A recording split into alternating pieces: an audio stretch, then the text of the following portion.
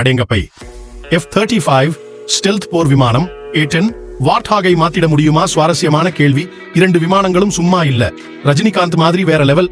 A-10 வார்த்ஹாக் வந்து கீழே பறந்து பீரங்கி துப்பாக்கியை வச்சு அடிச்சு மண்ணை கிளப்பிட்டு எதிரிகளை பறக்க விடும் ராட்சசன். நம்ம ராணுவத்துக்கு போர்க்களத்துல நேரடியா உதவி செய்யறதுல கில்லாடி. கொஞ்சம் சேதமானாலும் அஜித் மாதிரி இயந்திரன் மாதிரி தாராளமா பறந்துட்டு இருக்கும்.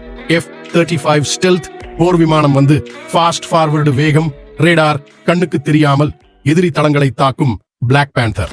அதிநவீன ஆயுதங்கள் வச்சு தூரத்தில் இருந்தே துல்லியமான தாக்குதல்கள் செய்யும் ஹைடெக் ராஜா.